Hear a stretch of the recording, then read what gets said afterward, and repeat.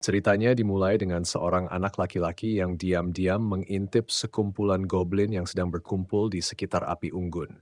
Dia tanpa sengaja menginjak ranting, bikin para goblin sadar kalau dia ada di situ, dan mereka langsung mengejarnya. Dan anak itu kabur, tapi di tengah jalan dia tersenyum, menunjukkan kalau ini semua adalah bagian dari rencananya. Tidak lama kemudian, goblin-goblin itu jatuh ke dalam jebakan lubang yang sudah dia persiapkan sebelumnya. Setelah itu, anak tersebut menampakkan wajahnya, berpikir kalau tadi itu hampir saja bahaya, dan dia senang sudah memasang jebakan lebih awal.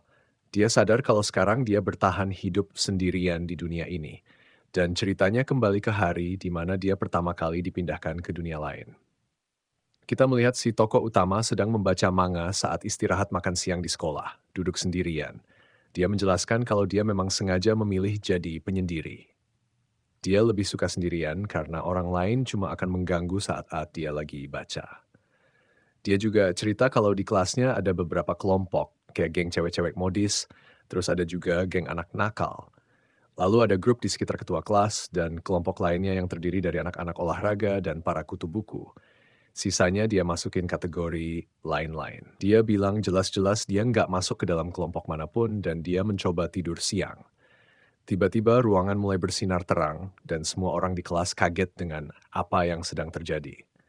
Tokoh utama kita, Haruka, segera menyadari ada lingkaran sihir di dalam kelas. Dan dia jadi semangat mikir kalau dia mungkin bakal dipindahkan ke dunia lain. Tapi dia juga sadar kalau ini bakalan merepotkan banget dan dia memutuskan untuk keluar dari kelas supaya bisa kabur dari lingkaran sihir itu. Seperti yang bisa ditebak, pintu kelas nggak bisa dibuka. Tapi Haruka nggak mau menyerah. Dia melempar berbagai benda ke arah pintu dengan harapan pintunya pecah, tapi nggak ada yang terjadi. Akhirnya, dia memutuskan untuk menggunakan cara terakhir, yaitu naik ke langit-langit. Dia berhasil naik sebelum lingkaran itu memindahkan semua orang, dan dia menghela napas lega, berpikir kalau dia sudah aman sekarang. Tapi tiba-tiba lingkaran sihir muncul lagi di sana, dan dia pun mendapati dirinya berada di ruang putih klise yang sering ada di cerita-cerita isekai.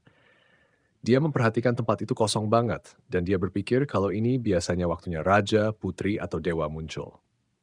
Lalu, dia melihat seorang pria tua yang tampak sama kesepiannya seperti dia. Pria tua itu mendekati Haruka dengan wajah panik, dan dari gumamanya, Haruka tahu kalau dia adalah dewa dari dunia lain.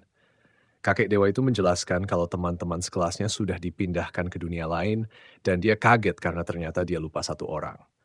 Haruka tertawa mendengar fakta kalau dewa itu bahkan gak sadar dia sembunyi di atas langit-langit. Dewa itu buru-buru menyuruh Haruka untuk cepat-cepat memilih skill, karena dia harus segera mengirimnya ke dunia lain. Haruka kemudian ditunjukkan daftar panjang skill, dan dia sadar kalau semua skill cheat udah diambil sama teman-teman sekelasnya, menyisakan skill yang gak berguna. Dengan sedikit menghela napas, dia melihat skill yang tersisa dan menemukan skill bernama Das. Skill ini memungkinkan dia untuk menambahkan 1 poin ke salah satu statnya kalau dia mendapatkan 2 angka 6 di dadu. Kemudian, dia memeriksa kemampuan bertarung dan cuma tersisa yang menurutnya cukup konyol. Dia juga melihat perlengkapan awal dan menemukan hanya ada set Villager Ace yang kelihatan sangat biasa dan beberapa lensa kontak. Untuk urusan kemampuan lain, yang tersisa hanyalah soal temperatur, pengemasan, berat, dan gerakan. Sihir yang tersisa juga cuma soal kesehatan umum dan berjalan, yang semuanya terasa sangat tidak berguna. Untuk pilihan pekerjaan, Haruka cuma punya shut-in dan neat, yang artinya kurang lebih cocok buat seseorang yang suka menyendiri. Sedangkan untuk traits atau sifat-sifat, dia cuma dapat corporate proactiveness, semangat ala karyawan kantoran, master of none, jago semua, ahli nggak ada, dan yang paling konyol, amazing blockhead, bego luar biasa, yang menurut Haruka emang pas banget buat dirinya. Melihat betapa nggak bergunanya judul-judul dan kemampuan yang tersisa, Haruka langsung naik darah. Dia mengguncang si dewa dengan marah sambil ngomel kalau dengan skill-skill ini, dia bahkan nggak bakal bisa selamat dari desa pemula. Haruka menyuruh dewa itu buat kerja lebih baik dan sediain pilihan skill dan kemampuan yang lebih bervariasi.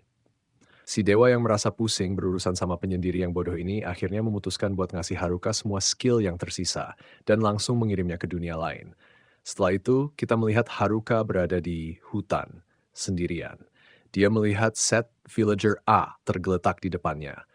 Haruka mengecek tasnya dan dia baru tahu kalau dia bisa menyimpan barang tanpa batas di dalam tas itu. Di dalamnya, dia menemukan perlengkapan awal seperti tongkat kayu, lensa kontak, dan beberapa barang sisa lainnya. Dia lalu memakai perlengkapan dari tas itu buat merasakan vibe dunia lain dan memutuskan untuk mengecek statistiknya. Begitu dia coba buka jendela status, muncul pop-up yang meminta dia menggunakan skill dice-nya. Dan akhirnya dia coba pakai skill tersebut. Saat Haruka melempar dadu, dia mendapat huruf di kedua dadu itu. Dan dia mulai bingung apa maksudnya. Dia nggak bisa menebak apa arti dari huruf tersebut. Lalu muncul pertanyaan skill mana yang ingin dia tingkatkan dengan poin yang didapat. Dia berpikir kalau menaikkan stat dasar aja nggak akan membantunya bertahan hidup di dunia ini. Jadi dia memutuskan untuk menghabiskan semua poinnya di lut. Kemudian, jendela statistiknya terbuka di depan dia, dan dia sadar kalau statnya sudah maksimal. Dia juga baru sadar kalau huruf tadi berarti maximal. Haruka juga melihat semua skillnya yang nggak berguna dan mengecek kalau ternyata dia punya 2 skill tambahan. Salah satunya adalah skill loner, yang bikin dia cuma bisa hidup sendirian dan nggak bisa membentuk party. Skill lainnya adalah servitude, yang memungkinkan dia untuk memerintah orang lain.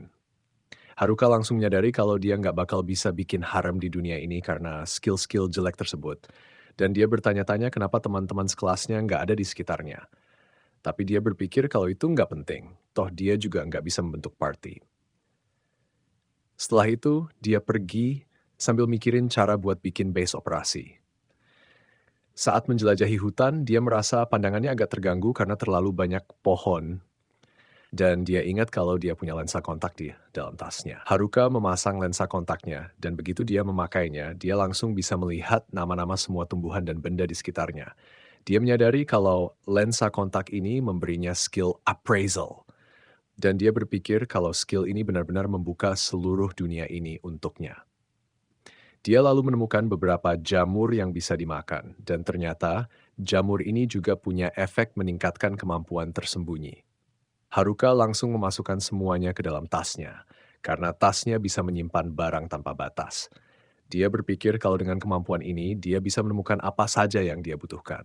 Kemudian dia menemukan sebuah sungai, mengisi botol airnya, dan memuaskan dahaganya.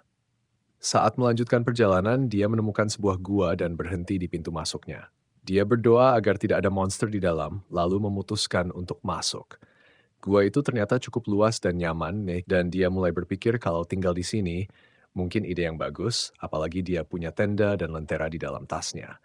Haruka lalu menggunakan beberapa daun kering dan ranting yang dia ambil sebelumnya untuk membuat api menggunakan sihir kontrol suhu miliknya. Dia berpikir api ini akan cukup untuk mengusir-usir binatang buas, dan sebelum tidur, dia memutuskan untuk mengecek statistiknya lagi. Haruka melihat kalau sihir kontrol suhunya telah naik level, dan sekarang dia bisa menggunakan sihir api. Dia juga mendapatkan skill baru seperti clairvoyant sight, penglihatan tembus pandang, presence detection, deteksi keberadaan, dan enemy tracking, pelacakan musuh. Dia berpikir mungkin skill-skill itu muncul karena semalaman dia terus waspada terhadap monster. Sambil sedikit khawatir, dia mulai tertidur, bertanya-tanya apa yang harus dilakukan kalau monster benar-benar muncul. Namun saat bangun keesokan harinya ternyata nggak ada masalah sama sekali. Haruka menjelaskan kalau ini mungkin karena dia punya barang-barang yang bisa mengusir monster. Ditambah lagi pekerjaan shut-in-nya melindungi ruang hidupnya. Dia mulai merasa lapar dan menyalakan api menggunakan sihir apinya yang baru untuk memasak jamur dan daging kering dengan sedikit bumbu. Saat memakan hidangan itu, dia berpikir ini enak juga dan menyadari kalau set villager A ini benar-benar berguna karena dilengkapi dengan wajan dan beberapa pisau. Melihat semua perlengkapannya, dia mulai bertanya-tanya, apakah villager A ini sebenarnya seorang villager biasa atau survivalist ahli bertahan hidup? Setelah makan, Haruka mulai berpikir tentang apa yang harus dia lakukan selanjutnya. Dia menjelajahi hutan sambil memutuskan kalau gua itu memang tempat tinggal yang cocok untuk sekarang. Dia menyadari bahwa set Villager A ini benar-benar menjadi basis operasinya untuk sementara waktu.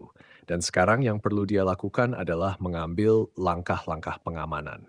Dalam perjalanannya, dia menemukan beberapa herbal dan lebih banyak jamur, sambil berpikir bahwa monster akan menjadi masalah terbesar yang harus dihadapinya. Haruka kemudian mendeteksi kehadiran beberapa makhluk, dan ternyata ada dua goblin. Dia mulai panik, tapi segera sadar kalau goblin-goblin ini bukan ancaman besar, meskipun statistik mereka lebih tinggi dari yang dia duga. Haruka mulai bertanya-tanya apakah dia bisa menang melawan mereka dan merasa dia nggak punya pilihan selain bertarung jika ingin terus menjelajah. Dia mencoba membungkus tongkatnya dengan kemampuan packingnya, yang bisa membalut semua benda dengan sihir dan memberikan mereka berbagai kemampuan tambahan. Dia merasa ini berhasil cukup baik dan memutuskan untuk bekerja keras agar bisa melampaui teman-teman sekelasnya yang punya skill cheat. Dia kemudian menyerbu goblin-goblin itu dengan tongkat bercahaya miliknya dan berhasil mengalahkan satu dengan mudah. Goblin yang satunya menyerang, tapi gerakan mereka terlalu monoton, jadi Haruka berhasil menghindar dan menaklukkan goblin itu dengan sinar yang keluar dari tongkatnya. Hari mulai beranjak sore, dan Haruka pergi membersihkan diri di sungai. Dia merasa senang karena berhasil selamat dari pertarungan pertamanya dan berpikir bahwa hari ini adalah hari yang baik. Haruka kembali ke gua dengan perasaan lelah, lalu makan beberapa jamur untuk mengisi tenaganya. Dia melihat sebuah pentungan kayu yang dia dapat dari goblin tadi, dan berpikir kalau benda ini belum pernah dipakai tapi tetap nggak berguna. Karena jangkauannya yang terlalu pendek dan agak berat untuknya, Haruka merasa tongkat goblin itu nggak sebanding dengan tongkatnya. Dia memeriksa statistiknya dan menemukan bahwa dia sudah naik level. Dia merasa aneh karena hanya baru saja mengalahkan beberapa monster dengan tongkatnya, tapi dia tetap senang. Di antara statistik yang baru saja dia periksa, dia melihat skill baru bernama Magic Infusion, sihir. Dan dia juga menyadari bahwa level calisthenics, kebugarannya juga meningkat. Adegan kemudian beralih ke hari ketiga dan Haruka sudah mulai bosan makan jamur setiap hari. Dia merindukan daging dan teringat bahwa ketua kelasnya pasti akan marah jika dia mengungkapkan keinginan itu. Dengan susah payah, dia menelan jamur yang tersisa, lalu memeriksa skill Magic Infusion yang didapatnya beberapa hari lalu.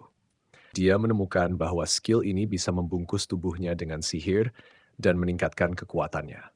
Selain itu, skill ini juga meningkatkan kontrol fisik dan pertahanan sihirnya.